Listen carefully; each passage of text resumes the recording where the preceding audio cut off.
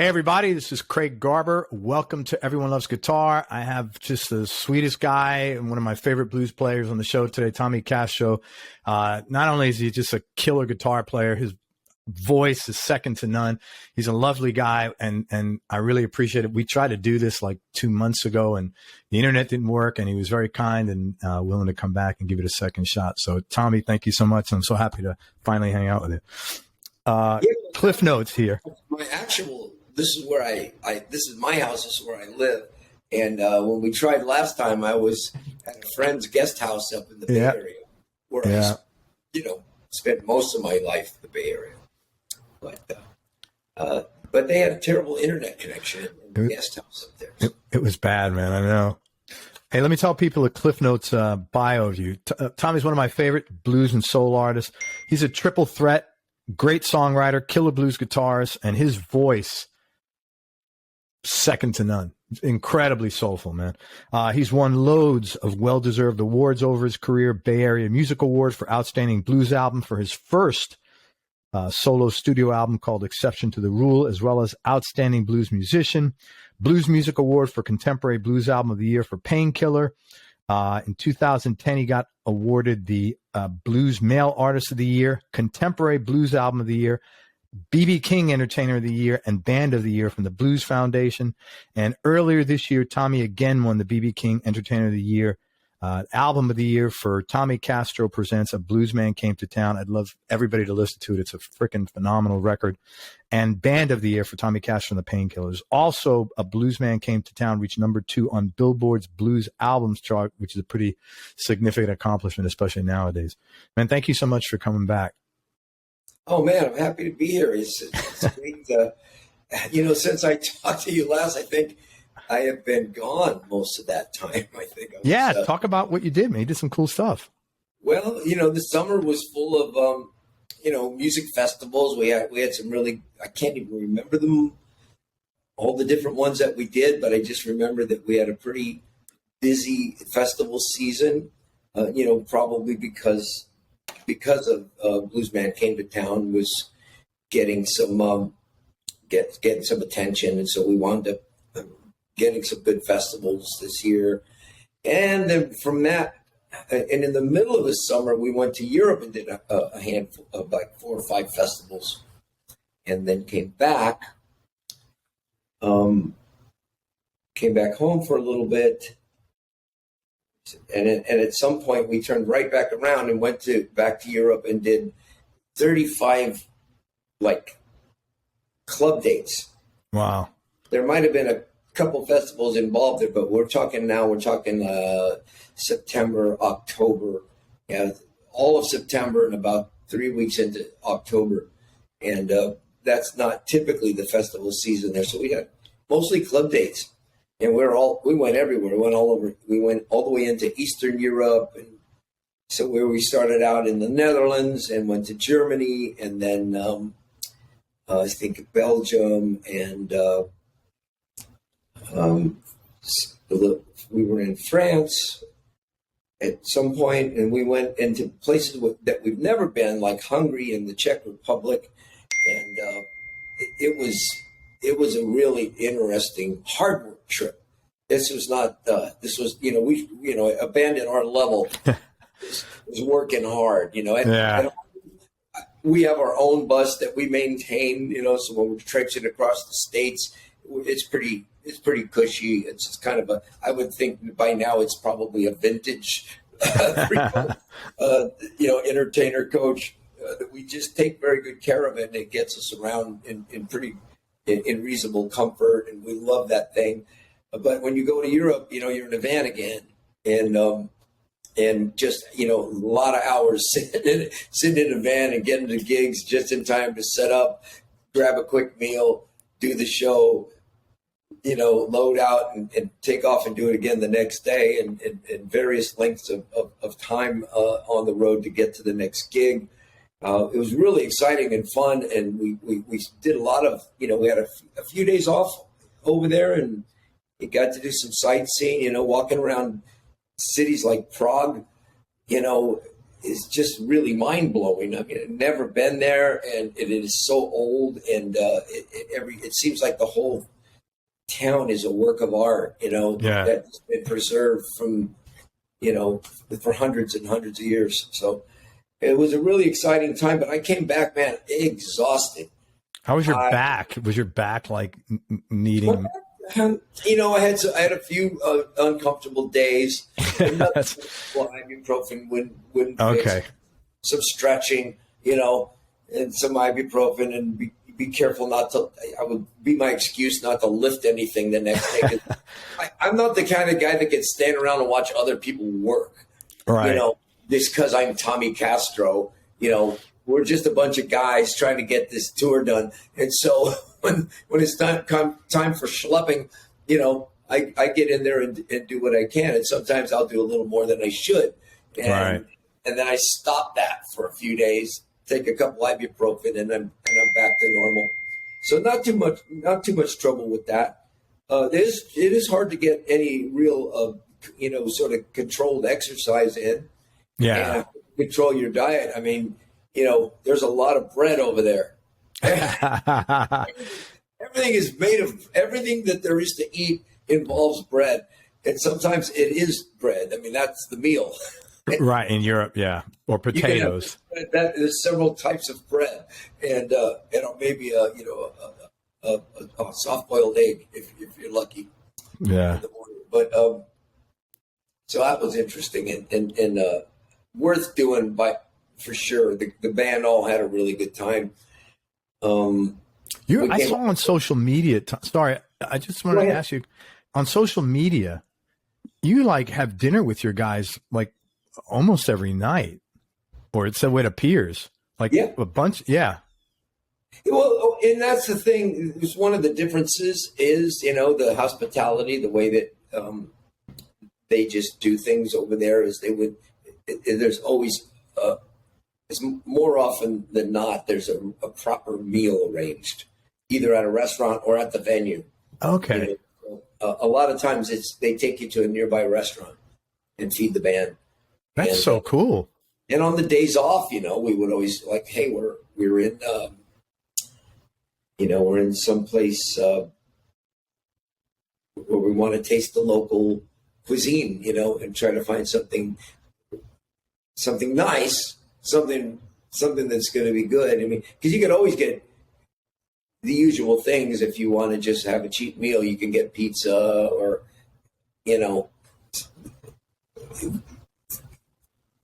what do you get? But but we would try to eat the local cuisine. Yeah, sure. Whatever it is that they're specialized in around there and in those towns, and usually we can find a nice restaurant that's not, not too fancy, but really good food. And so we really enjoy that. And my guys, they're allowed. They drink a little wine, and so they like to do they're a little bit. They're kind of snobby in a way. Oh, with wine. Yeah, a lot of wine lovers are like that in general. You guys are in a blues band. How can you be a wine snob? But that's they're good guys, and they like a good glass of wine and they're kind of a little bit foodie. Yeah.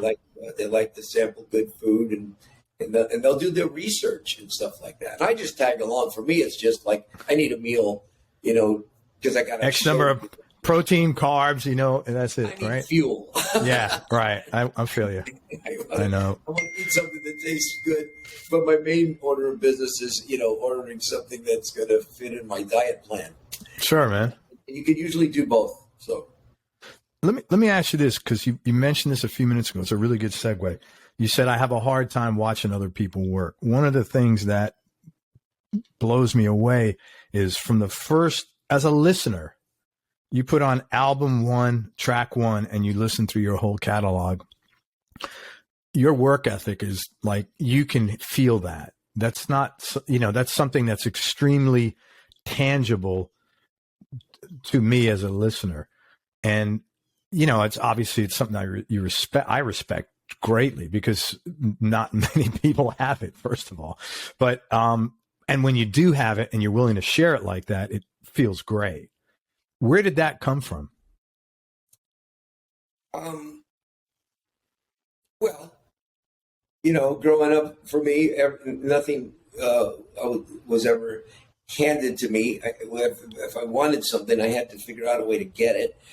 And, when I was a little kid, I would mow lawns and have a paper route and work, sweeping out my uncle's dry cleaners until I, was old enough to get a better position there. So if I wanted anything in life, I had to figure out, I had to work for it. So yeah. I just in a habit of that. And the other thing is when it comes to my ability to, I didn't do real well in school because I really feel like looking back that I had some kind of learning challenges. Mm-hmm. They have all kinds of names and there's all this research and they know a lot about these things now. But when I was a kid, you were a good student, you were smart, or you were, not. Right. Yeah. You were like, or the pain in the ass kids, or the kids that didn't do their work. Yeah. It was like broad labels. Like other kids we would be reading in class. And one of the first things I noticed was I absolutely could not read at the same speed as all the other kids. The pages would turn way before mine, and then I would start to get anxiety about getting behind. And eventually I just kind of decided I would pretend to be too cool for school. Right. And I didn't participate much. And I started, cutting classes and hanging out with my friends and, just partying and stuff like that. So I didn't do that well in school. And so fast forward into, I play guitar for fun, and I learned by listening to records. We didn't get lessons, music lessons in my neighborhood. Nobody did. Right. We listened to records. We traded what we learned from each other. And you get a hold of a chord book down at the music store, and my older brother played guitar, but he also played by ear, but he would teach me a few things. And so when it comes to learning about music, I didn't learn, properly. I figured things out for myself. And so when it comes to making a good record, putting on good shows, being a good performer, playing the guitar, singing, the only thing that I knew how to do was to work really hard at getting it done. However, I was going to get it done. Yeah. So I guess what I'm trying to say is I make up for my, my knowledge of music, or my grasp of music theory and all the things that can add to your playing, with just hard work. Yeah, work it out, keep working it out until I had something that I was happy with. If it comes to cutting a guitar solo on a record, or just putting something together for the live show, I got to wherever it was I got to just by willing it to happen, and the only way I knew how to get there was working hard at it, but because the scholarly side of things, learning about scales and modes and all the different chord inversions and all it was just really too complicated for me. It's very much like math. Sure. It is very much like math. Which I was not very good at math. So there you go. And lucky, and maybe that's why I was always drawn to the blues, because I could hear a beautiful melodic solo from B.B. King with all that feeling in each note. And you could really hear. All I had to do, you could hear what to play. I could learn it just by listening to it and just going over it and over and over again, Where did you... No. It's the truth, though. When were you always a singer, Tommy? Because your voice is just, man, not too many people have the voice like that. I was not always a singer. I sang "Going Home" by 10 years after in the garage when I was a kid, just because I'm going home. I came out of my high school art class one day, and it was lunchtime, and they used to play music on the square in the lunchtime. This little quad, they called it. The kids would sit on the lawn and eat their lunch and listen to music. Somebody would, I don't know who was programming it, but the Woodstock album came out, and I heard "Going Home" by 10 years after, and I was elevated. I was lifted off the ground. That was an incredible set that 10 years they did there, man. Holy shit. That's one of the all-time great live performances, I think, of all time. If you go back and watch that live at the, because you can find it on YouTube, and it's just an amazing, really, really tough, great performance in every way. I mean, he's sweating and he's feeling it, man, and it's groovy and greasy and chops, but it really knocked me out, and so.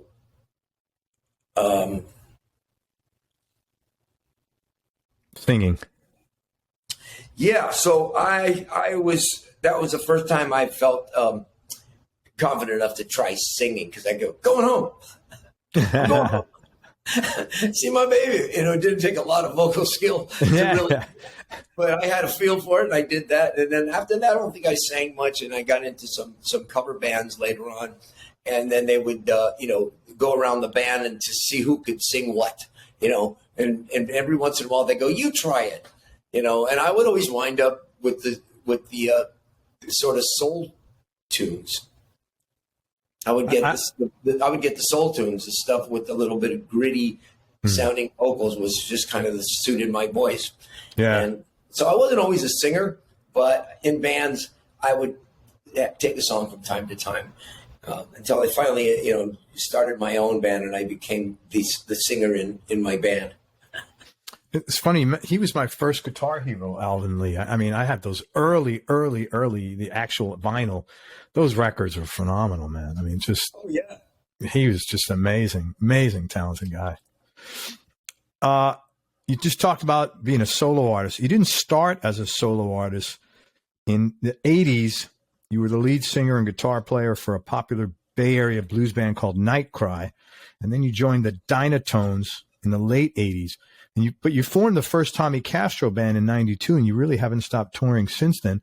What prompted you to become a solo artist, and what were some of the challenges early on as far as getting things moving?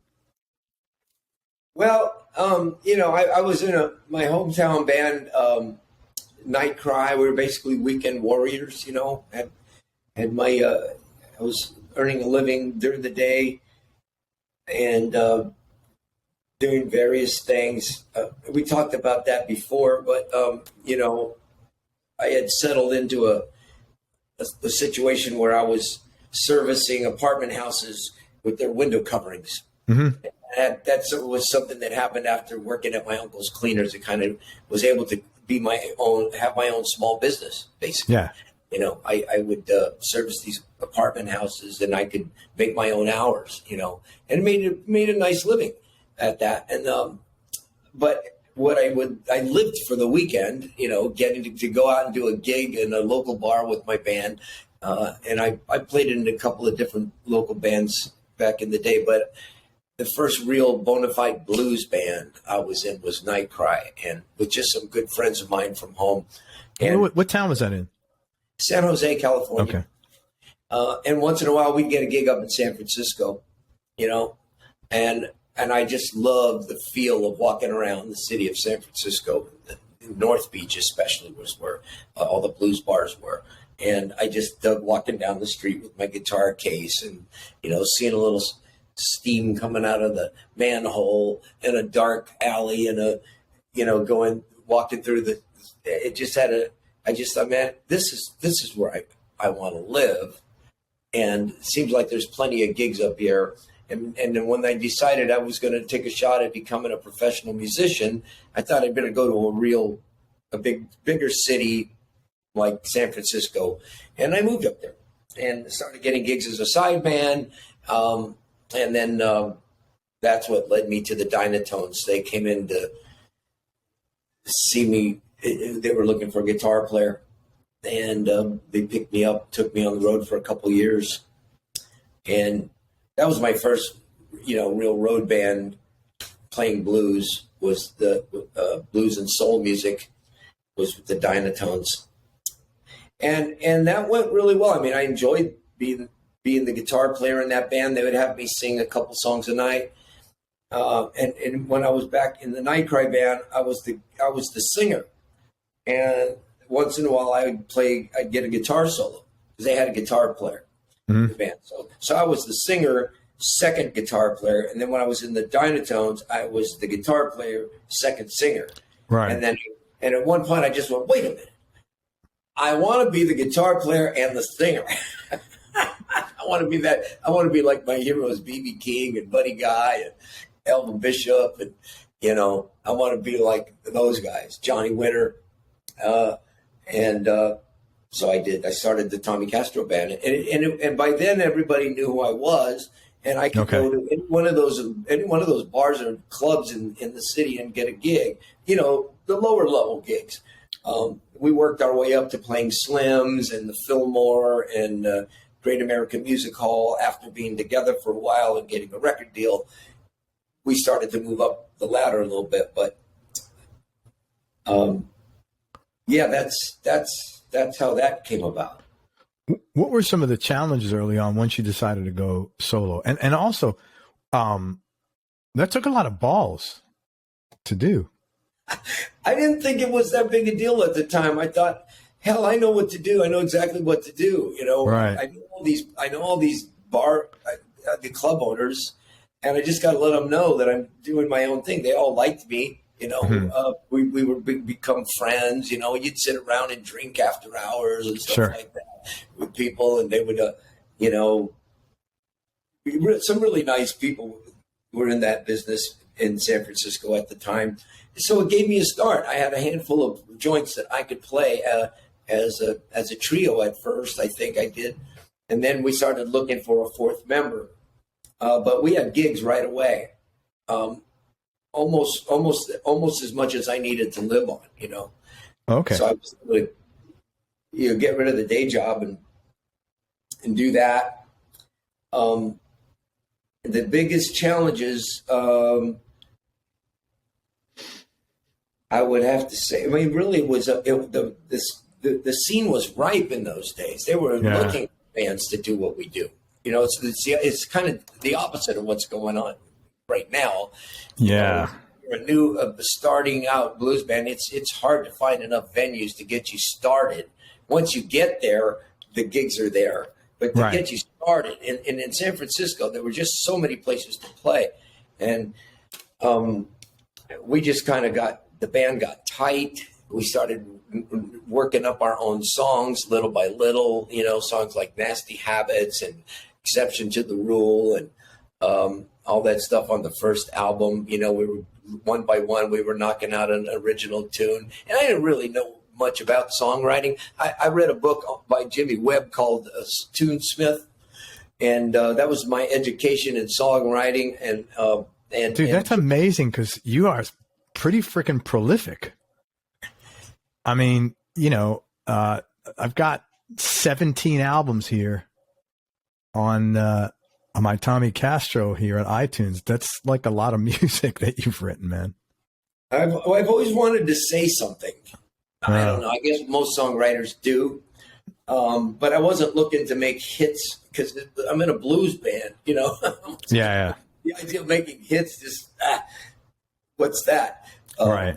But I was more interested in writing songs that said something, that was had something to do with my life or life in general, and then and every once in a while it would just be I come across a hook idea in my head and some kind of clever saying, and I think I turn that into a song, But songs like You Can't Keep a Good Man Down, sitting there talking to a friend of mine. He says, yeah, my brother's having all this trouble and stuff like that. But he's he's had trouble before, but he always winds up back on his feet. He goes, and he said, it's not how many times a man falls down, it's how many times he picks himself up. And I went, wow. I wrote that down. And I said, that sounds like me. So I created a song out of that. That's one of my most known songs still. Right. I get requests for. So things like that, I just kind of figured it out based on what I listened to, what I liked. And I just got through doing on this legendary rhythm and blues cruise. We did a tribute to Stax. Oh. Booker T. Jones was booked on there with his review, and I just thought we'll pay tribute to the Booker T and the MGs and Stax Records, and it became a special. They call it the returnee party. All the people who are on their second or third or whatever cruise are invited to a special performance at 11 o'clock in the morning on the second day, and you're supposed to come up with something special, and nobody knows who's going to perform. It's a surprise, and so it's not just your regular show. And I thought, well, I'm going to do a tribute to Stax, and relearning all those songs, I realized why my songs are built the way they are. There's nothing fancy going on. They're all major and minor chords. Right. Major, minor chords, maybe a major seventh chord or something like that occasionally, but all of those, there's nothing at that advanced as far as they go. I think those guys wrote the songs the same way that I do. They just heard a hook in their head, they heard a melody, they created a chord progression that fit it in a groove, and that's how I learned. That's how I wrote songs. And anyway, so we're writing some songs and we're playing these gigs, and we had plenty of gigs, like in a hurry. We were booked all the time, but I did, like we said, I got on the phone and I called these people and I booked the gigs myself, and eventually got somebody to help me with that. But so the only challenge I think was trying to connect and get our first record deal. How did that come about? Make a record, and in those days, it wasn't internet days. It wasn't Pro Tools in your living room days. If you wanted to make a record, you had to go to a studio, and and it would be preferable to have a record label pay the bill for that. Oh God, yeah. And then somebody to put the record out, and somebody who has all of those things. So Blind Pig came around and offered me a deal, and I guess that's what. And once that happened, the rest kind of just was a matter of like, don't screw this up. Okay. Yeah, I get that. Keep doing good work, do your best work, but at that point we had a vehicle to put records out, and then a booking agent came right behind that, because they know you've got a record with Blind Pig that you're probably going to be easy to book in gigs outside of San Francisco, and it just kind of one thing after another. It was never easy. It's never easy being me, but I think that that little getting off the ground part was just a stroke of luck, that we were doing it at a time when there were so many gigs available. And if you had a good show, a good high energy, and that is what we kind of did. Me and Randy, we had a high energy sort of entertaining show. We put we sweat. I don't sweat like I used to. I'm kind of feeling lame about that, because I don't come off the stage drenched like I used to. But every night we would just be soaked through. Let me ask you about that. You've had a full band with horns ever since your first album, Exception to the Rule, back in '95. That is a huge commitment in terms of time, managing people, money, commitments, as well as making sure you have the arrangement chops to make all these people sound good together, which you definitely do, obviously. I had a few questions on that. A lot of people over their career decide to add on horn sections, but you did this from day one.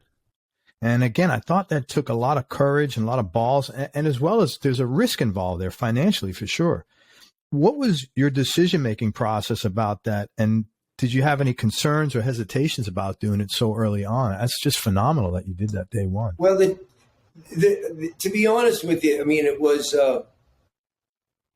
in a way, it was cooler than that, because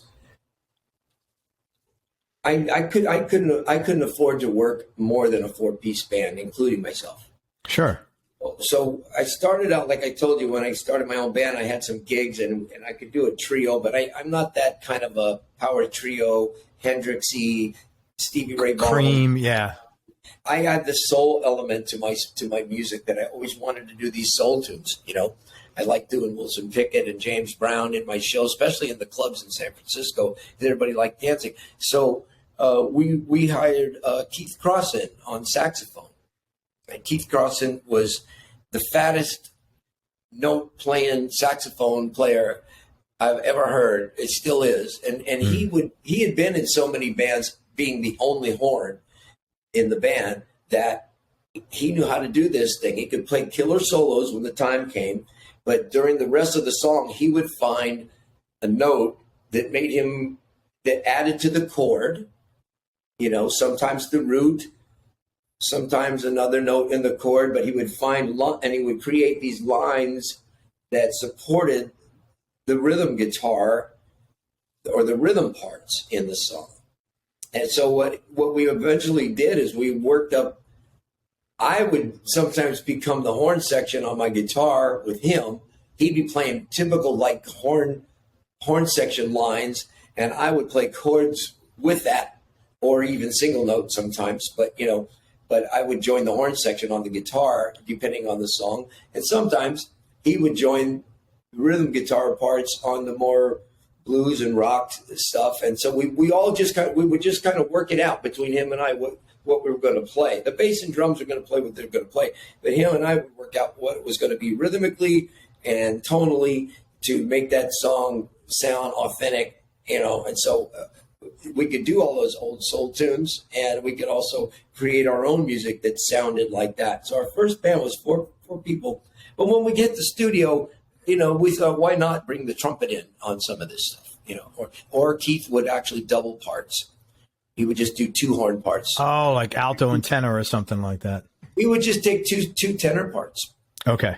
He had a Barry, and once in a while he would bring that in and create a section out of that. But eventually we started calling on an old friend of ours who recorded on many of our tracks. It was Tom Poole on trumpet. And there was a guy named, there was another guy early on that played trumpet on some of that stuff. So that's how it worked. But there was a time when I carried a horn section and a keyboard player. So there were 6 of us. That's huge, man. And that was from the album Soul Shaker up until The Devil You Know. The Devil You Know is where we kind of went back to a 4-piece band, and in this case with a keyboard player instead. Because I just felt like it was time to do something different, you know, and lean into the guitar a little more. You know, it felt like I'd done all I could do with that band, and it was real cool, and I enjoyed it. But now, you know, I notice everybody's got horns in their bands now. A lot of people. It's a lot of work. A blues band that had a horn section, a guitar bass. All the guys had 4-piece bands, and I was the only guy with a horn section, and I dropped it. And next thing you know, I'm watching everybody's got horns in the band now. It's popular. It's interesting. Your first record, Alligator, first record on Alligator in 2009, Hard Believer. It's funny, you had Lenny Castro and Tal Morris on there. I saw that. Both of those guys, I've had them on the show, funny enough. But you covered a Stephen Bruton song on that album called It Is What It Is. I thought that was a great swing blues, really good guitar fills throughout the track. And I just was curious. I've been a monster without a sponsor. I know those aren't your lyrics, but they're pretty freaking powerful. And obviously he's talking about addiction. I was curious if you're comfortable, Tommy, if you're a guy who got sober and if you're comfortable talking about it for a moment, or what was the affinity to that song? It isn't heavy lyrics. Well, yeah. Well, Stephen was one of my recovery buddies. I don't think he would mind. He's not with us anymore. He's and he was a good influence for me, a good support, resource. And I don't mind talking about it now that I have 19 years. Oh, that's so awesome, man! Congratulations. But when I was earlier on, I didn't talk about it because I wasn't sure if I was going to make it or not. I was always determined to, but I was kind of a relapse guy in the early days. That relapse guy they had on Saturday Night Live. That really that wasn't funny to me. I watched that show and I'd feel sad, and it's funny. It's supposed to be funny, but. Yeah, it was hard for me to get it to stick, but it eventually did.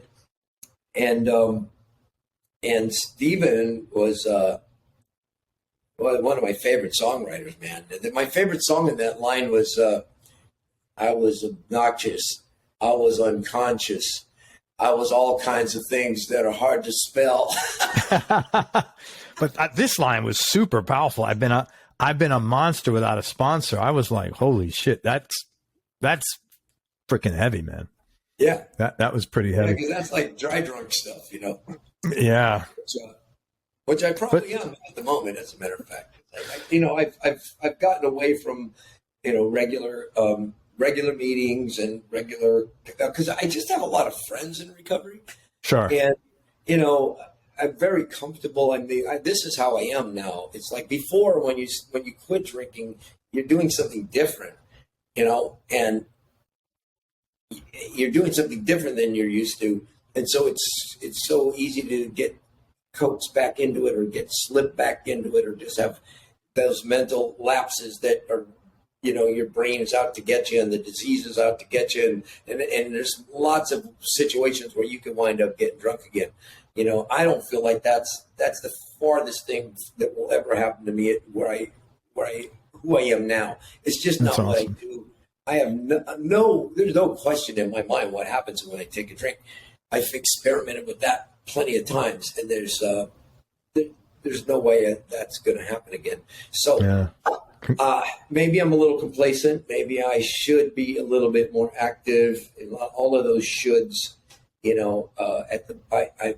Quite comfortable in my sobriety, and like I said, I just got off the Blues Cruise where I had plenty of. There's nothing, yeah. A bunch of friends of mine, there's so many of them. So many of them are sober guys, and I'm not going to mention any names because it's an anonymous thing.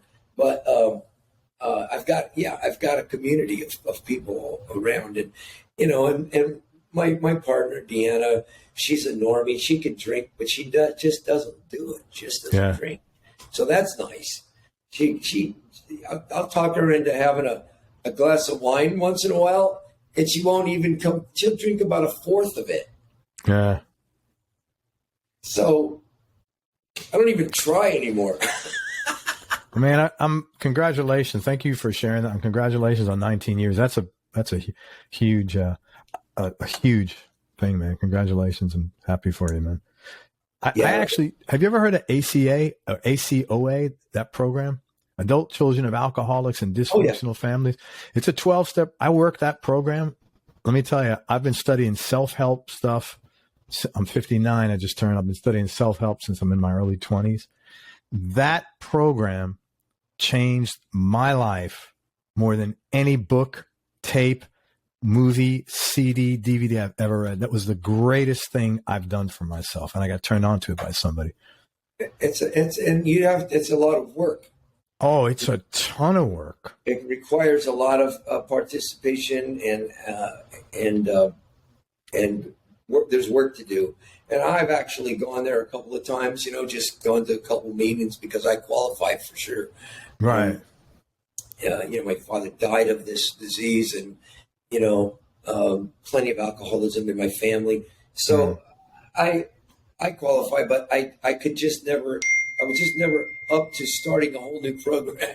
I would go and I would go, I can't do this. Because my life Step one. It is. Uh, And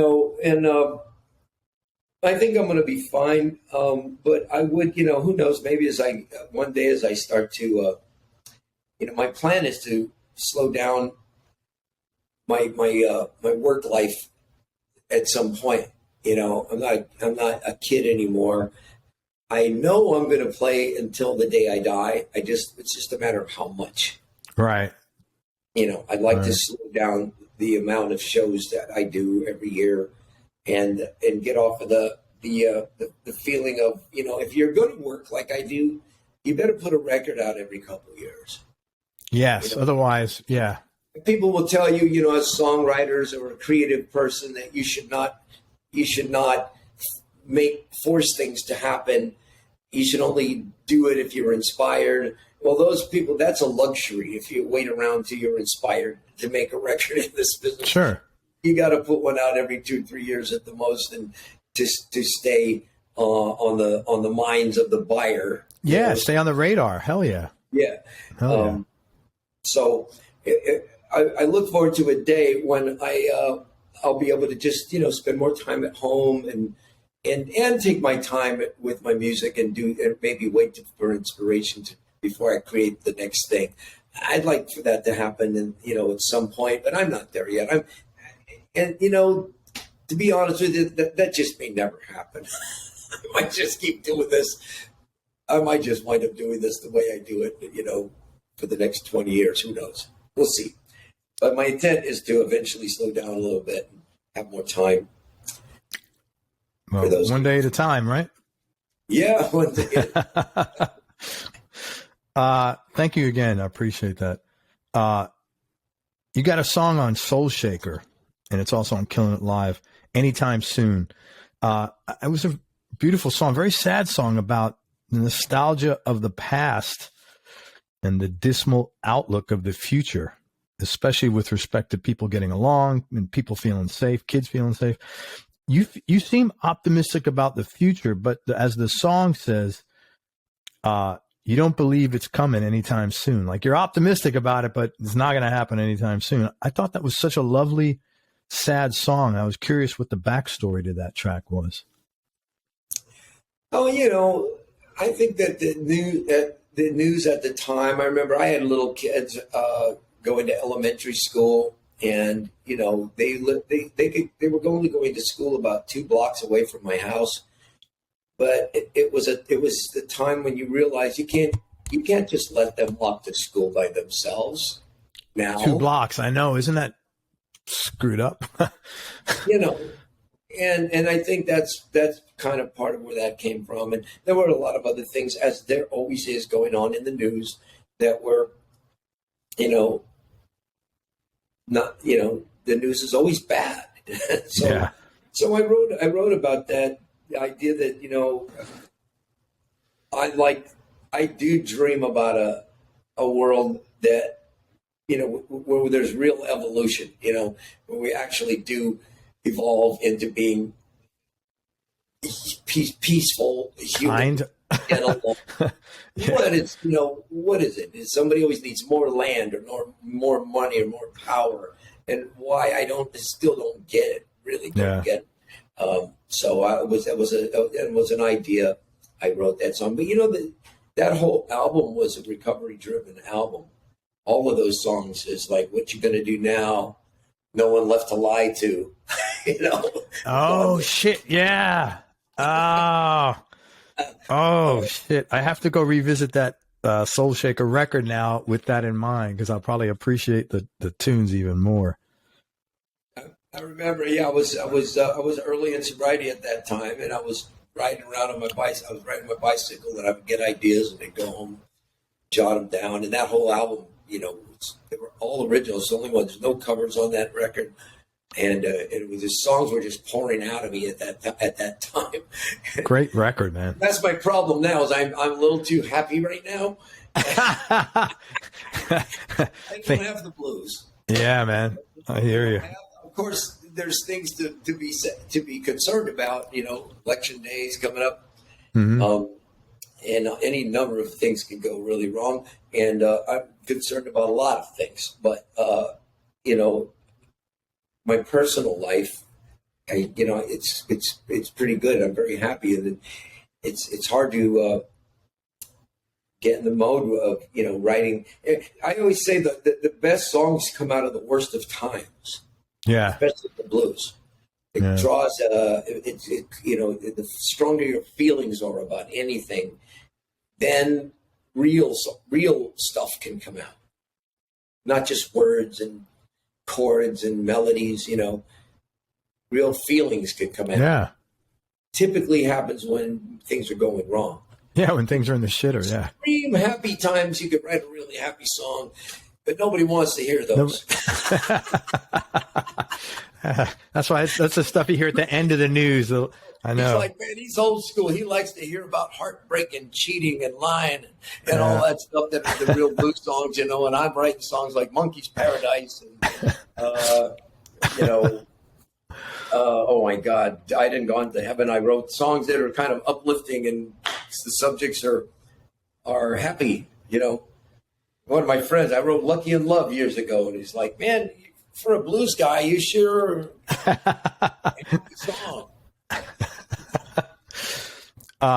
On your new record, A Bluesman Came to Town, which is, again, phenomenal, you got a beautiful song on there called Somewhere. And I thought it was like very old school slide tones and guitar tones on that track. And all the tones on that, your sound and the guitars is the whole album. It's great. What guitars and amps were you playing through that gave you that tone, or is it like the mic and studio magic?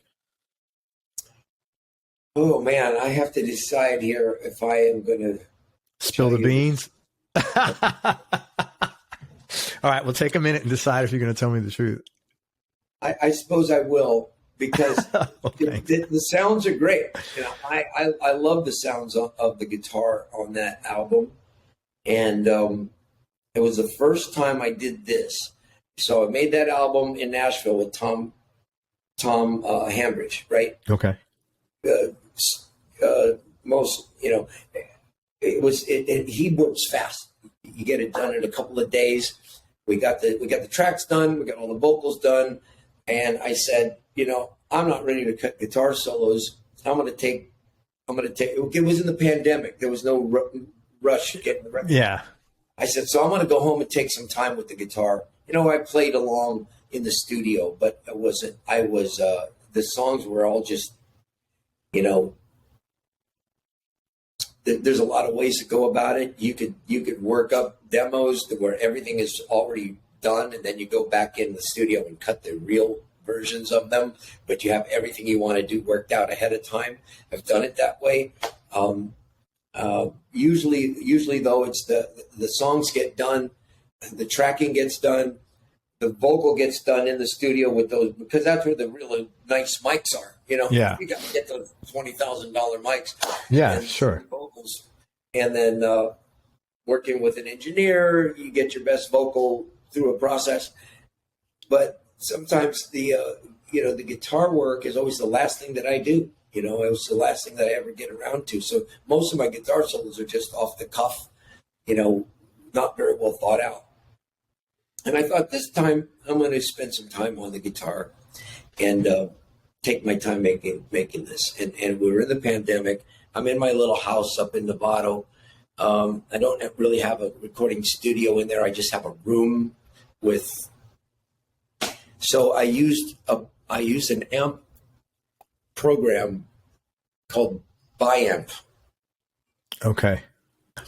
And it's a really advanced system that has sampled guitar and all these different amplifier choices. And I had, of course, all my guitars in the house. So I used the Firebird, I used the Strat, I used my Delaney mostly. I used what's a Delaney? I don't even know what that. This is a Delaney. Okay, so what it? Castro Cast. Okay. It's my signature model. Yeah. Okay. Every time I saw that, I didn't know what that was. I thought it was like a hybrid Jazzmaster.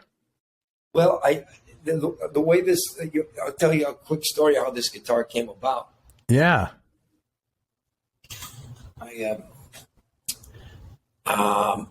I'm a fan of Magic Slim, guitar player from Chicago, and he would play a jazz master, and he had these big hands and a jazz master straight into an amp, no effects or anything like that. You had such a cool tone. I just thought, man, I want to see if I can get a sound like that. So I bought a jazz master off the rack at Guitar Center, and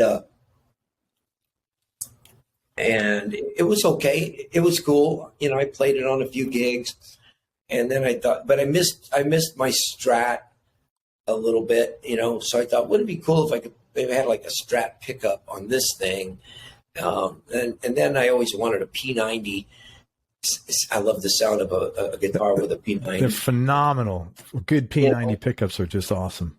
So I went on a website and where you can order all these parts, and I ordered a Jazzmaster body and a Stratocaster neck and 3 different pickups and I had it the body designed so that the strings would go through the back like a Strat, and the telly switch seemed to be the thing to fit, you know, and I like the way that the old Strats have that kind of input jack. And I took it to a guy who I know that makes guitars and builds guitars, and he built it for me, a prototype. And then Mike Delaney, a guy who builds guitars in Texas, came around and says, "Hey, I'd like to make a signature model for you." I said, "Well, I just made this. Can you make something like this for me?" Then we got a deal. And he's been making them for me ever since. Wow. Yeah. So you got a P90, a Strat pickup, and a humbucker in there. Yeah. And there's a new one coming out next in the next month or so. It'll be the Castro 2, which is it was built on a Strat body style. The Castro Caster, I like that. Yeah, there'll be the Castro 2, which is more like a Strat, because I find myself trying to make this sound more, use the Stratier tone most of the time, and I'm not using those other pickups as much. And I just thought, well, let's get straight to the point, you know. And I've had a lot of people tell me, "I miss you playing the Strat."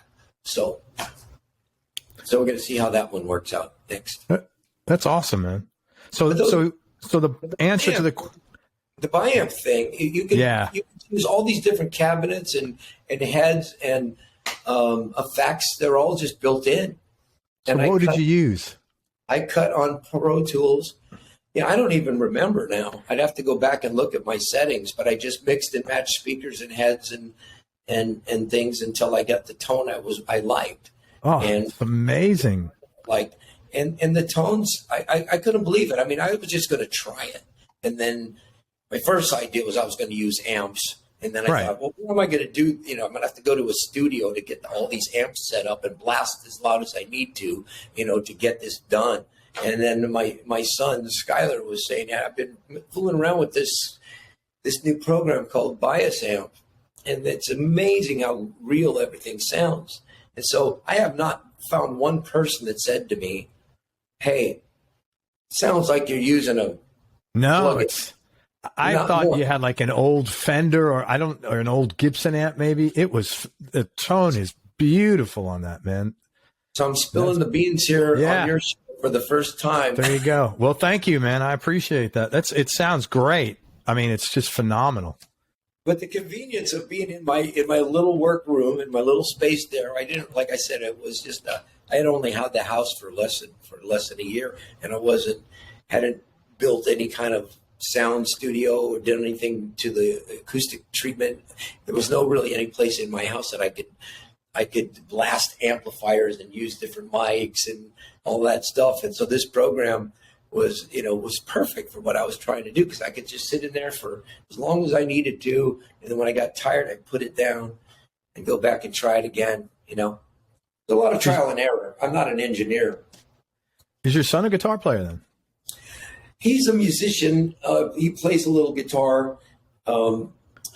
He's a front man in a heavy metal band in a hardcore metal band in Eugene, Oregon, but Sure. He doesn't play with them as much anymore. He's just the booker of a venue in town.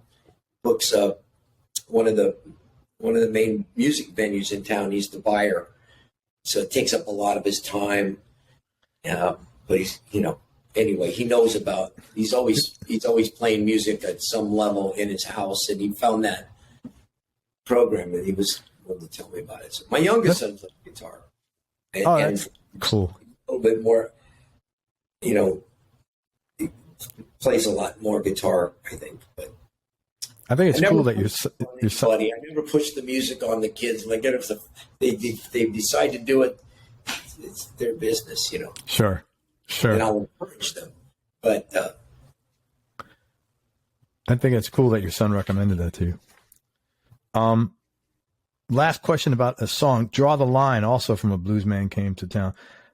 Awesome track. Phenomenal track. What is the backstory to those lyrics?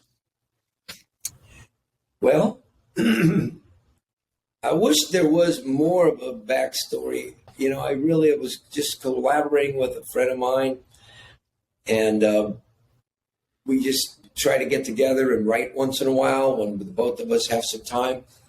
And we had started on this. We had a title idea called "Draw the Line," and it really had nothing to do with this album. But I see how it fit the story. Eventually I saw how it fit the story, and I write most of the lyrics, and it reminded me of a few mornings in my past, waking up in some waking up in a hotel with the light shining through, knowing like, oh man, I'm still up, and it's really late. I mean, it's really early in the morning, and that feeling. So it became about that, right? And then he's just my friend Ron Cohen. He's a really good songwriter. He's good with the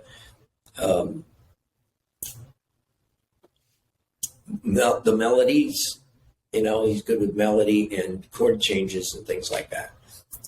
And I sort of do most of the lyric writing when we get together. Yeah, it's a great track. And I really credit Hambridge for the way it sounds, because he just did his magic to that track, and it's to the point. It was just to a point where I don't really know how I would pull it off live, because it's such a great studio track. Who's Hambridge? Who's your engineer?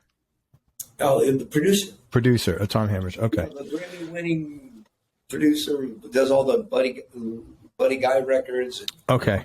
Who worked with a long list of major blues artists, and it was his production, I think, that really makes that song happen. Of course, it's a good song. Oh, it's a great song. It's funny you said that about I'm awake in a hotel room. My buddy years and years ago got sober, and he said, I remember him telling me a story. He goes, look, I can't drink because the last time I had a drink, I went out and I woke up on a train in Cleveland, and he was like in Florida. And he goes, I knew that was my calling card. Like, I've got to stop, imagine that. So, Tommy, tell me the top, huh?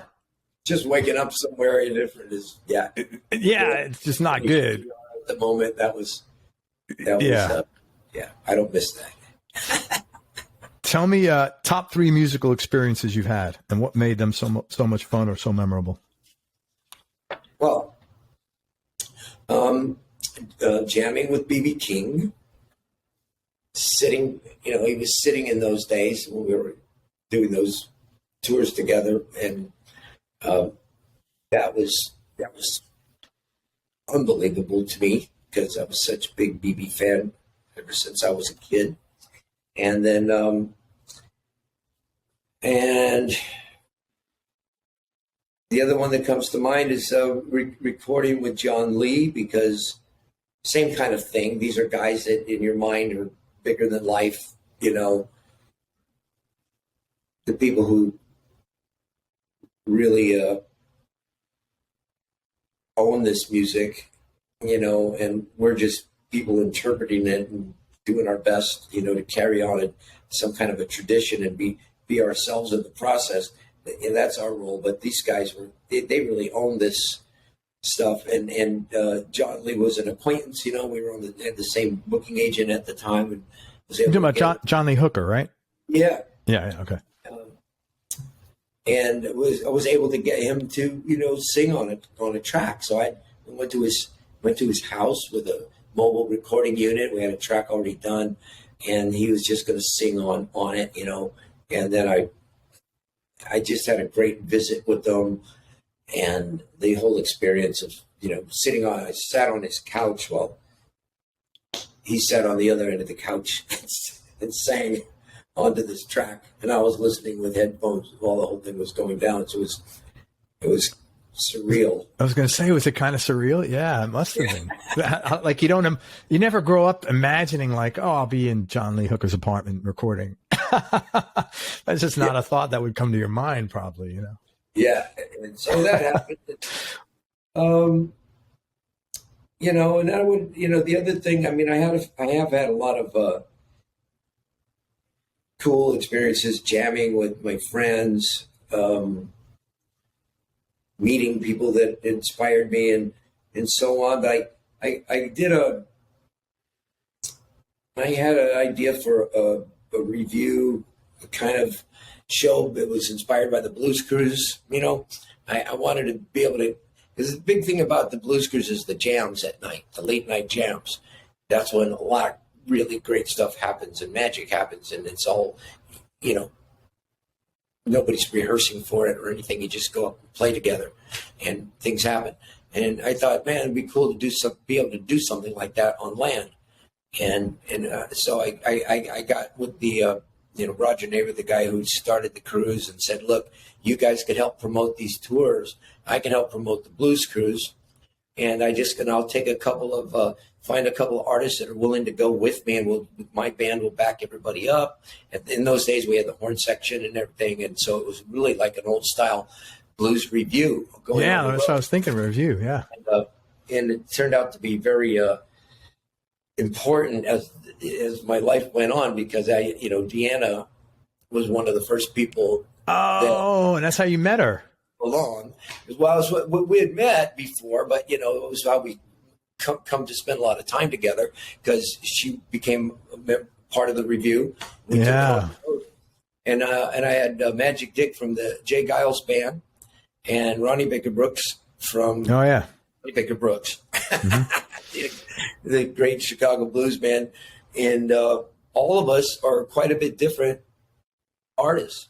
All four of us. We had no idea how it was going to work. We just all agreed to do it. And as we went down and did our first handful of shows, it was magic. We had magic happening. That's awesome. And, for a lot of reasons, Ronnie just being the incredible, just straight up blues artist, singer, player, performer. He grew up in this business. He was playing since he was 3. He's so strong, And Magic Dick is a guy that we all grew up listening to.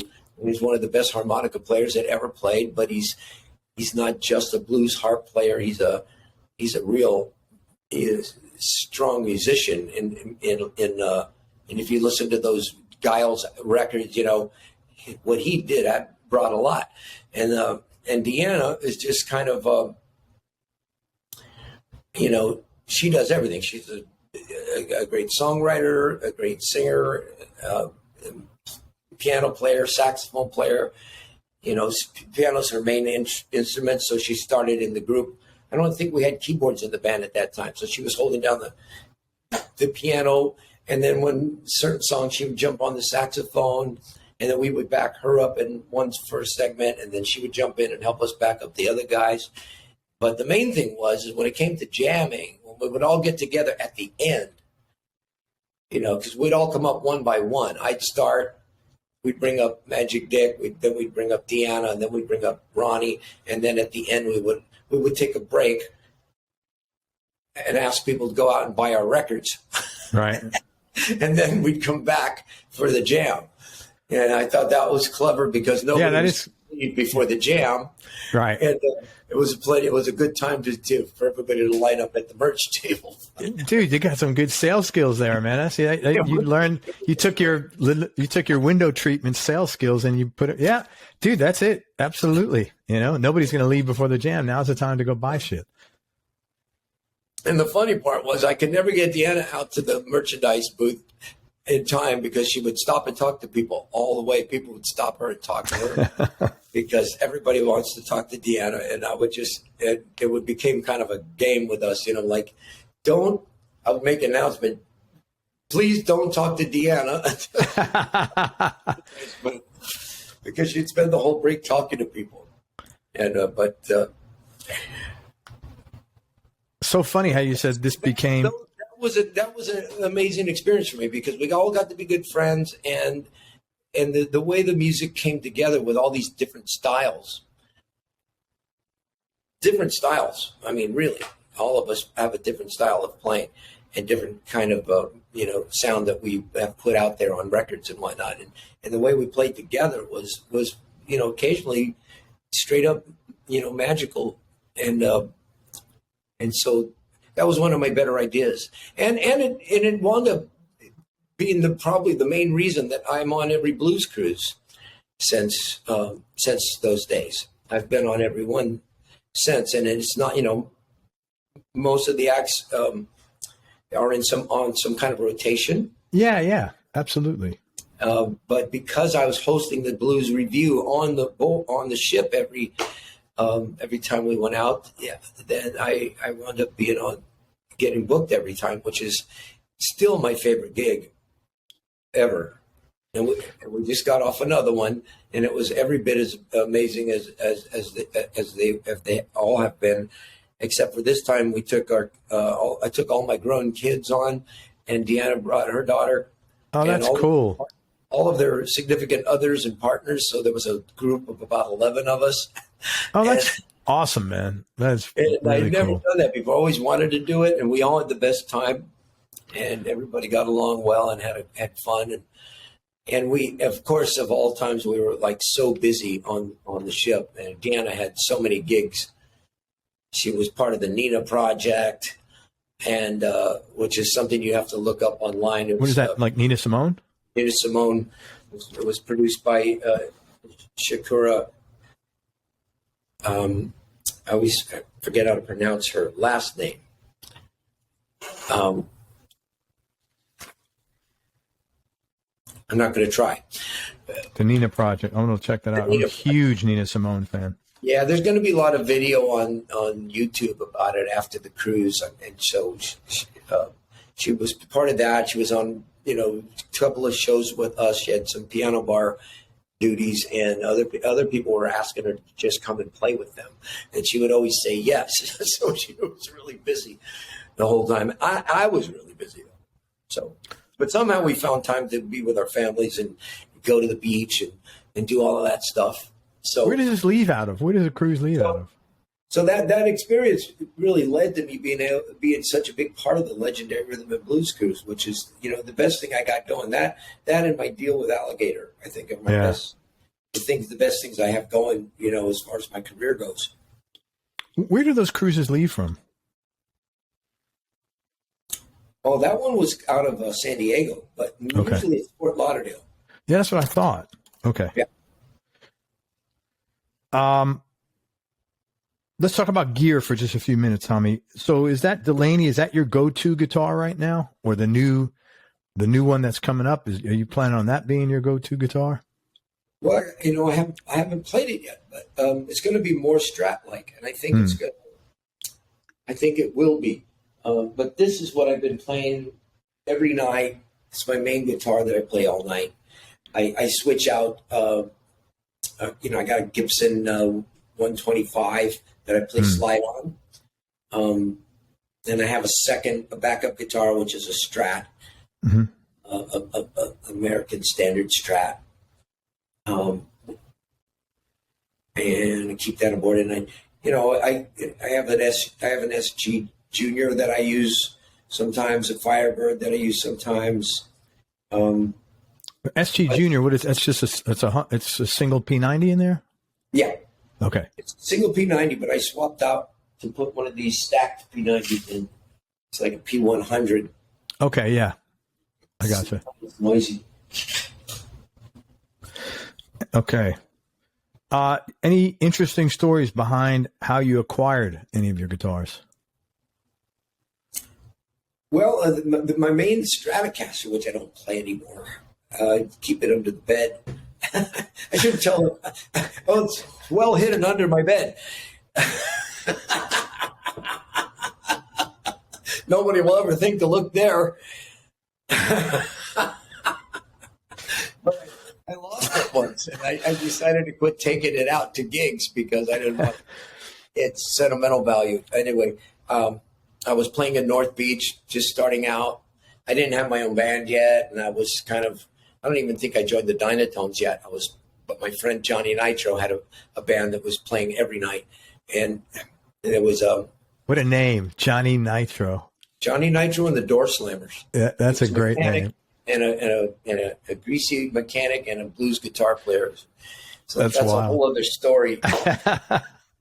But Nitro was a good guy, and we were doing a gig together one night, and he brought this guitar along, and I went, wow, because I had it's like a 70s Strat of some kind that was okay, 3-bolt neck, not the best Strats ever made, and it was white, or cream colored, and it was okay. It got the job done. But he comes in with this cool black Strat, and I knew it was a real one. It was a 1966. Oh, wow.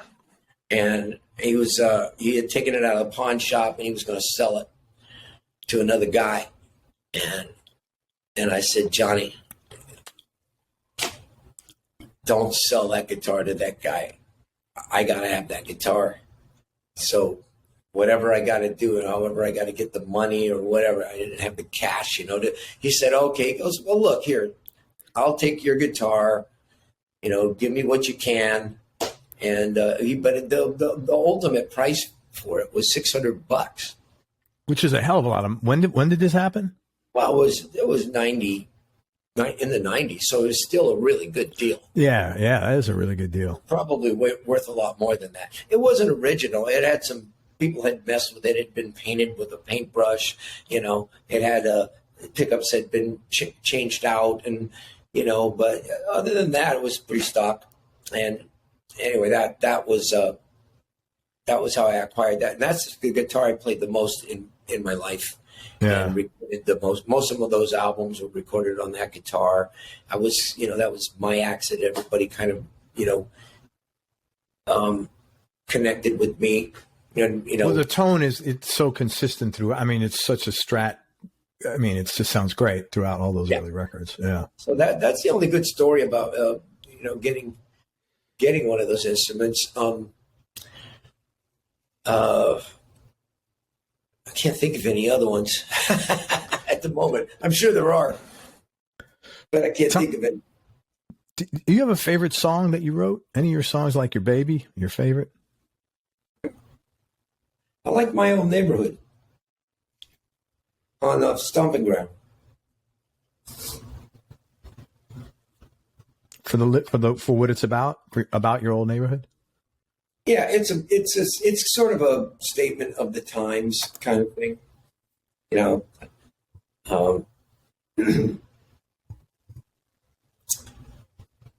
just reminiscing about things like corner stores and that we used to have in neighborhoods, and they've all got most of those are gone because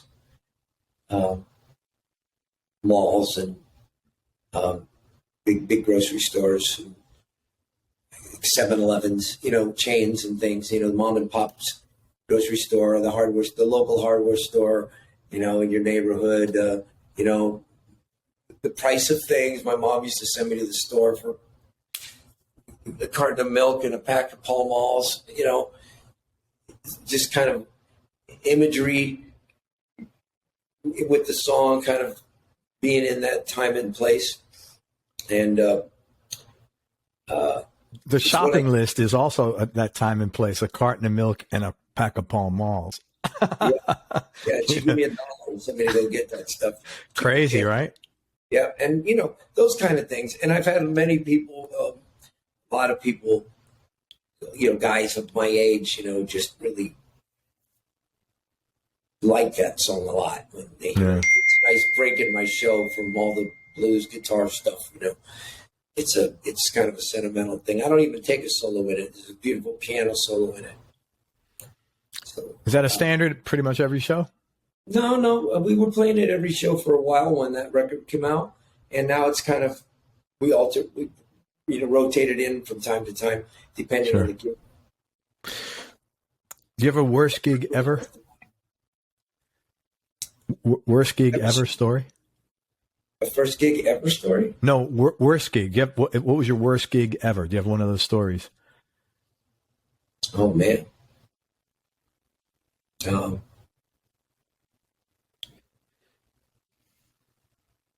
Let me think. I'll come back to that. I can't think of any. I can't think of anything that was that bad. I've had some bad nights where things just sounded terrible, or I couldn't play. Okay, maybe. Okay, I got one. Okay. It's Thanksgiving Day. We're in Canada, where they don't celebrate Thanksgiving Day, which is no big deal, really. But we had a 10-hour drive on my old MCI bus. Oh my gosh. We had to drive through a blizzard basically to get to a gig in Toronto, and so you were all the way on the East Coast. You were all the way on the East Coast of that. Yeah, we were driving all the way we were driving to Toronto in the middle of a snowstorm. It took forever to get there because it was a snowstorm, and it took forever to get there. And they had changed venues, so it was in a different place than it was originally. Long story short, we got there after all of that. There was about 6 people there. On Thanksgiving Day. And we were so we were just all like, man, we could have so easily just canceled this. Why didn't we just cancel? But we don't. We there's a gig, we go, do everything we can to make it. So after all of that, we were beat, and luckily there was somebody down the street, like 2 doors down, was serving a full American Thanksgiving dinner. Wow. Yeah, in a restaurant. And luckily one of the hands told us about it. We're like, man, we're starving. It's Thanksgiving Day at home. We'd all like to get a meal together somewhere. Doesn't really matter what, Chinese food. Could be anything. Yeah. Well, down at the such and such pub, they're serving a full, American Chinese, American Chinese Thanksgiving. So we all went down there and had a really nice dinner at the end of the day. That's good. But up until then, it was the worst gig ever. Yeah, man, I could see that. That cold, I'm not into the cold, man. Tell me your top 3 Desert Island discs. Giant Step by Taj Mahal. And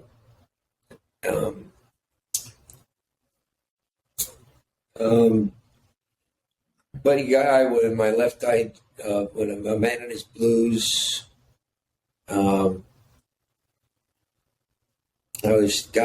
Only 3, huh? Yeah, the first 2 come out easy. Then on the third one, that's when the pressure is like, oh shit. Yeah, by the Stones. You mentioned Beggar's Banquet. I've always loved the Stones. I just look at them as such the ultimate blues band. I just love them. Such a fan. Yeah, I love so much. So many of their songs, man. Wow, just phenomenal. This one comes down. That one came to mind. It's got a lot of good stuff on it. The whole album. I mean, there's all of those early Stones albums are great.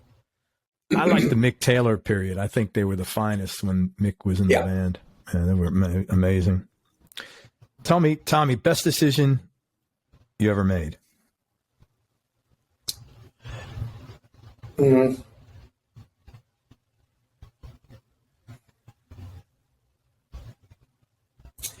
Well,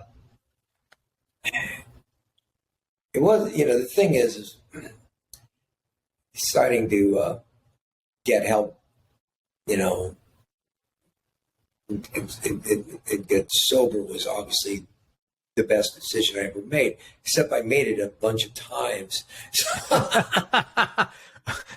Well, you really believed in it. If I did it once and it worked that first time, then, that would have been so, yeah. Well, at the moment, where I'm at in my life right now, I probably think that the best decision I made was to write to Deanna and see if she was available. Yeah, I figured you'd say that for the review. Well, we were friends for a long time, and not for the review, but for to see if she was available for dating. Oh, okay, cool. We were both single it turns out in the pandemic, and we'd been friends for a long time, and so I was really nervous about asking her, but as it turns out, that was, that this is how I'm going to be spending the rest of my life, and I'm quite happy, and she's happy, and we like our house, and we like our jobs and our family, and everything's really great. But it was a little scary, and wasn't sure if it was the right thing to do because we've been friends for so long. I didn't want to creep her out and have it be right. Yeah. like, oh, wait a minute, you're like a brother to me. I don't. What are you talking about? It's funny all the shit. Isn't it funny all the shit that goes through your head sometimes? Those are all legitimate concerns. I'm not saying they're not, but it's just so funny. All the stuff we tell ourselves, it's just so funny. All this stuff comes in our head. But I had something, and I had my gut feeling was it was the right thing to do, so I followed through with it, and I'm really glad that I did. I didn't just sweep that idea under the rug, do something else. I don't know. It just because it just changed the course of my life, and was a big decision. So that's awesome. Yeah. Congratulations. Good decision, man. Do you have any hobbies outside of music? They're not exactly hobbies, but I like to get out. I like paddleboarding. Oh shit, that's tough. It's kind of hard to do in the desert, but I get back to the bay often enough, and I have a paddleboard up there on a dock, right, on a dock of the bay. On the dock of the bay. There you go. In San Rafael. And then also there's a lake about 40 miles from here. So when I have some real time off, I could throw my inflatable in, go to Lake Paris and do that. Also a bike. I ride a bicycle, and I like hiking. So, but other kind of hobbies don't really, it's all about music. For me, I like to so a hobby for me would be learning how to play finger picking style guitar, sure. Piedmont, country blues. It's really hard. Oh yeah. It's really hard. I don't do it on my shows. I don't claim to know how to do it well.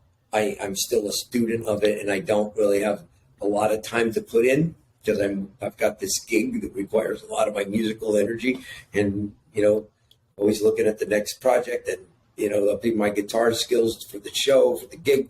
So I don't have a lot of time to put into that. So it's kind of a hobby for me to learn to play, Piedmont picking. Yeah. What's the favorite place you traveled? You've been all over the world, man. Favorite place?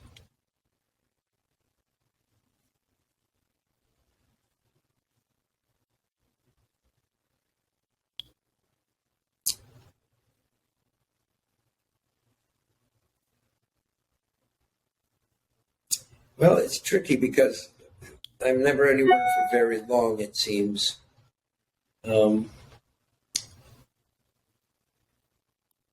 definitely like going to Europe because there's I can't pick any one country, Italy and France and Portugal, Spain.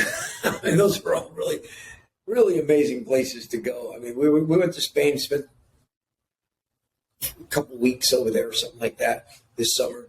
And I don't think we'd ever played there. I'd been there for a visit once, but Spain's great because it's one of those countries you can get around with a little bit of Spanish, which I know. Mm-hmm. It's hard to decide between Portugal and Spain, but I would just say Europe in general. Yeah. Western Europe mostly. I've been to Portugal. It's beautiful there, man. You talked about bread earlier. I had the best bread in Portugal. Never had that in my life like that. It's phenomenal. Germans have got the best bread. Germans? I have not been to Germany yet. French, the French have the best, baguette, that kind of French bread. It's French right? Bread. No wonder. Ba-dum-bum. They don't make the best French fries. But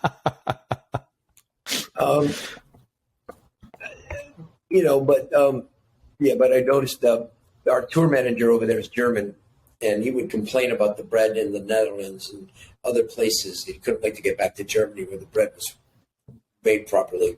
And it's really hearty, grainy, flavorful, bread. Yeah. And they don't fumigate their wheat like we do here. They don't. That's why so many people have problems with wheat and gluten over here. It's because we store it in these big silos and blast it with Roundup. They spray Roundup on that stuff and so that they can harvest it earlier.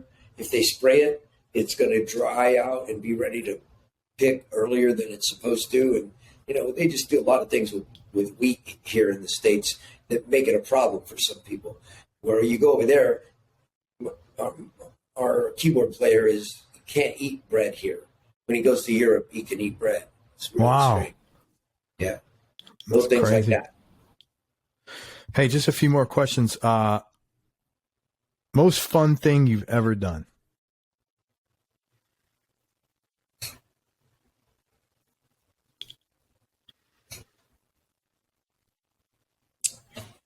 Wow. I don't know if my memory is going to be able to come up with that really.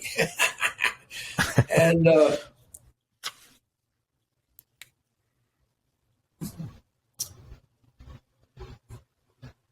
well, I do remember having a really fun day on a river, a float trip on the Buffalo River in Arkansas with Jimmy Thackeray and a few other blues artists that were going to perform at the Eureka Springs. I had Jimmy here on the show. Lovely guy. I mean, I just remember that being one of the most fun days. It was just so fun. We were in these, I was still drinking at the time, and we would pull over on little islands along the way, and people, take out food and beers, and then just swim in the water and jump back in a raft and floating. You're not like whitewater rafting. You're just floating down the river, and you do it. It takes all day, and you get down to the. I mean, it was really that comes. I'm sure I've had other really great days, really fun things that I did in my life, but that comes to mind. And so much of it was just playing. Going to an Elvin Bishop show when I was 14 years old. Those it's hard to have more fun than that. Yeah. Where was that? The Buffalo River? Where? It was in near Eureka Springs, Arkansas. Okay, I've never been to that part of the country. It was an all-day thing. Man, and last question, and you know what? I forgot to thank our mutual friend Greg Martin for connecting us. So, Greg, thank you so much, man. I'm sorry, I usually mention it at the beginning. But Tommy, what's been the biggest change in your personality over the last 10 years? And how much of that change has been intentional and how much has just been a natural part of aging? Well,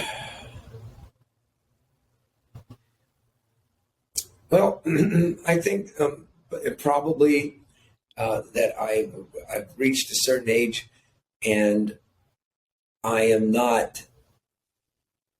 I'm not trying to make it anymore. I'm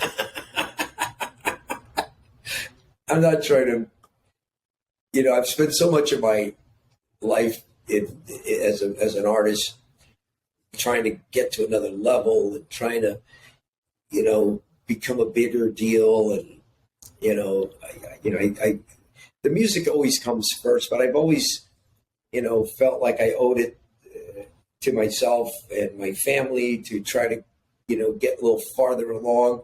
And, and I'm just in a real good place right now where everything, I don't feel like I need to do that anymore. And it's kind of changed my attitude towards all of those things, which is a big chunk of my life is,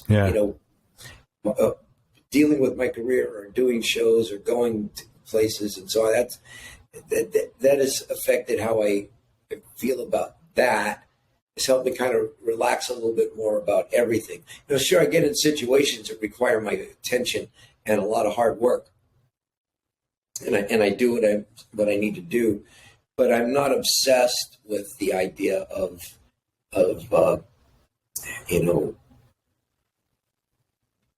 being more successful in the music business. I just, this last album and getting a couple of awards kind of satisfied my feeling of, it's maybe it's all over for me and I've had my time and there's nothing more for me to do. And, it was nice to put out a record that was received well and recognized and I'm good. I'm going to make another record and I'm not in a big hurry to do it.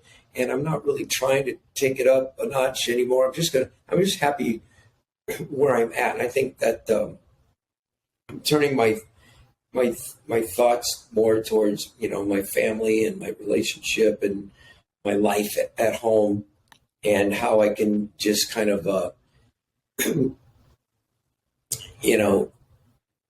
what do I really want to do with my time on the planet from here on out?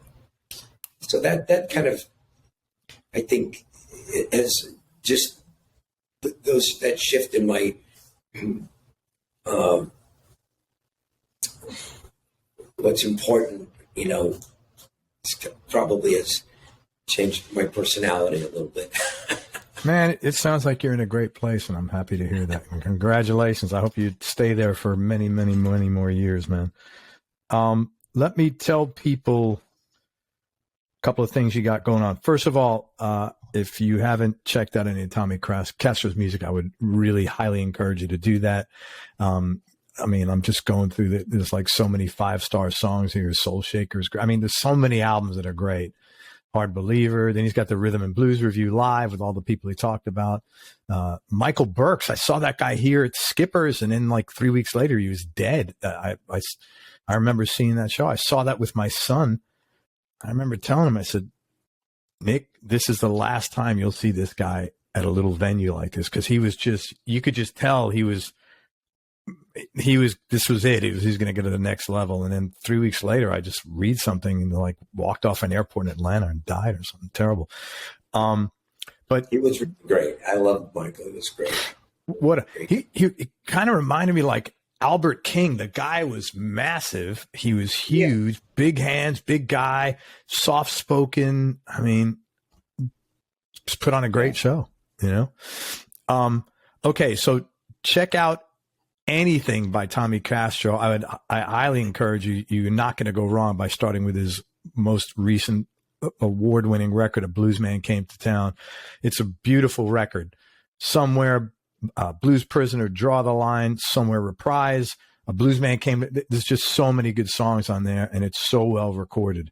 And his playing is phenomenal on there. I like that that single you did, man. It looks. Where was that photo taken? It looks like in the desert somewhere. Was that near like where you live? It was a beautiful picture. Yeah. With the black Strat, I think. Looks like. Yeah. That's my old black Strat, and Pappy and Harriet's here in Joshua Tree. I think it's Pioneer Town is what it is. Beautiful. It's in the high desert, not far from here, about an hour from here. Yeah, I thought it was a beautiful, great cover. Beautiful photo there, man.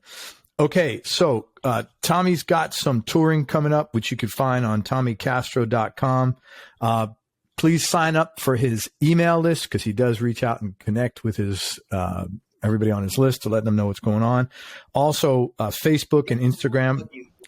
We're going to bother you with that list. You're not going to get a lot of email from us. Like some artists, you'll get an email from them every day. Some artists who remain nameless. Twice a year, you'll hear from us when we come to your town. Or you'll go get our tour schedule. And you'll get a release. You'll get a couple of emails from us. Awesome. But that's still a lot of people's best way for us to reach them. Yeah. So sign up to his email list at TommyCastro.com. Facebook, like his page, and follow him on Instagram. Now, you got in January coming up the legendary Blues Cruise. Do you want to talk about that? Oh, my God. The best gig on the planet. It just gets better, all the time. We just got off there with, they had Kingfish, Danielle, Nicole, Eric Gales was on there. Oh God, so many great acts. Rick Estrin and the Nightcats. Colin, Canadian guy. I know you're talking. Colin James. Right? Yeah, Colin James from Canada. What a great show that was, man. He really had a hell of a band, and he's a fine player, good, strong performer. Anyway, it was really, really great, and we're going to do it again in January. I forget who's on there. It's already sold out, but I recommend. I recommend people look at future cruises. There's going to be another one in October of 23, and there'll be another one in January or February of 24. But look ahead. Make a plan. If you're a blues fan and you have a week off, you typically take a vacation. It's not going to cost you any more than most of your nice vacations that you might plan in your life, where you have hotels and airfares and things like that to deal with. You could get to the Blues Cruise. You're on there all week. All the food is covered for the week. You don't have to spend a dime on food, and there'll be 35 roughly of the top blues acts in the world. Taj Mahal was on. You may get Taj Mahal and Kev Moe. Oh, and the Fabulous Thunderbirds were on. There's a few people I'm forgetting that were on this last one, but there's usually about 35 acts. Bands get together and jam every night with a thing they call the Pro Jam. It starts at 11:30 and goes on till usually 3 o'clock in the morning. Every night. Wow. Just the Pro Jam. This is not the Passengers Jam. There's another jam up on another room where all the passengers get together and jam. And that starts at 4 in the afternoon and goes until about midnight, I guess. And people just sign up like you do at your local jam session at home, And they call it a Pro-Am jam because guys like us will drop in once in a while oh, that's so cool. And jam with the passengers. And so they're all good players from their, regionally from their own hometowns where they have gigs and, they're not booked on as performers, but, they have a hell of a good time doing that. And then once in a while we stop at a beach and get off at the beach, in places so cool. Like Portola or,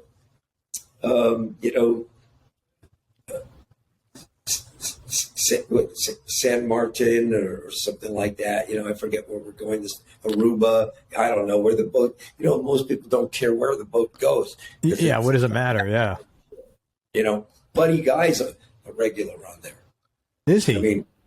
Yeah, he goes on at least once or twice a year.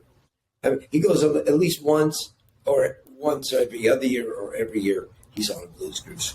So, yeah, you get a chance to see everybody you want to see, and you don't have to pack up, move around. You just stay on the boat for a week, and you may put on a few pounds.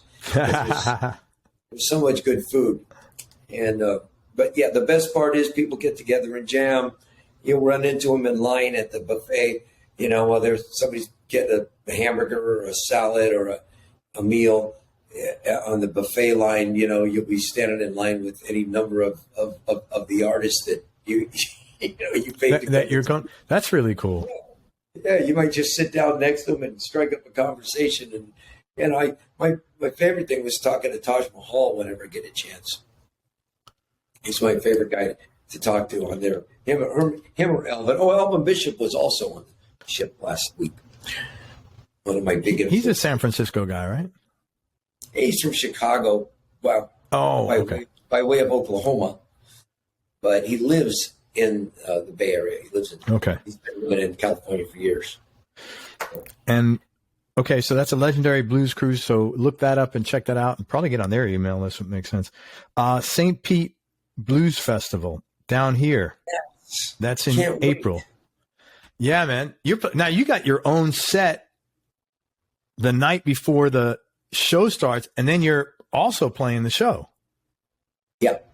Yeah. That's really cool. Destination festival. People come from all over the world for that.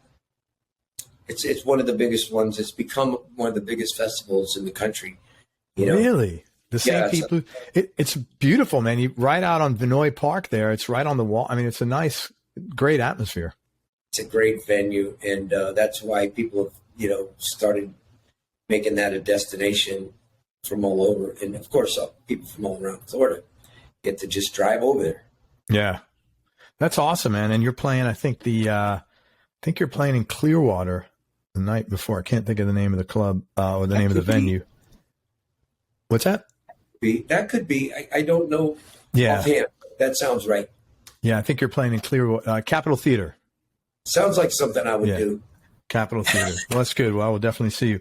Man, is there anything else you'd like to pitch or anything I can promote besides, and thank you for your time and everything. You've been an awesome, lovely guy to talk to. I'm so glad I got to connect with you, man. Well, no, just keep keep an eye out for us when we come to your town. And my partner, Deanna's an amazing act. You might want to keep an eye out. She's coming to the East Coast. What's her last name? What's Deanna's last name? Deanna Bogart. Okay.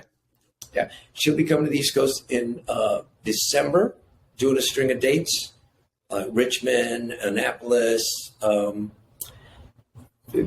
maybe Philly, something like that. I'm not sure. You have to look at her schedule on DeannaBogart.com. But if you haven't seen her, you really want to check her out. She's amazing. She's always the biggest hit on the Blues Cruise. She plays a piano bar gig on the Blues Cruise. They had 400 people trying to stand around the piano lounge. Wow. It's unheard of, Yeah, that is unheard of. You don't want to miss. So listen, man, hey, it's really been a great getting to know you, Greg. And like you said, we have a lot in common. It was really cool. And now we share similar dysfunctions. Yeah, I'll see you in April, man. Hey, hang on one second. Let me wrap this up. Thank you very much. I wish you nothing but tons of success. And I'm so happy you're peaceful and enjoying yourself now, man. Hang on one second and we'll wrap up. Everybody, thank you so much for listening. If you enjoyed this, please share it on your social media channels. We appreciate your support. Thanks very much to Tommy Castro for spending time with us. Please check out Tommy's stuff at TommyCastro.com. He's got 17 or 18 albums. He's just a great artist, man. He's a triple threat with his voice, his guitar playing, and his compositions. And most important, remember that happiness is a choice, so choose wisely. Be nice, have fun, and we'll see you on the next time. Till next time, peace and love, everybody. I am out. Tommy, thank you for everything, brother. I appreciate it. All right. Absolutely. Brother. See you down the road. See you in April, if not sooner.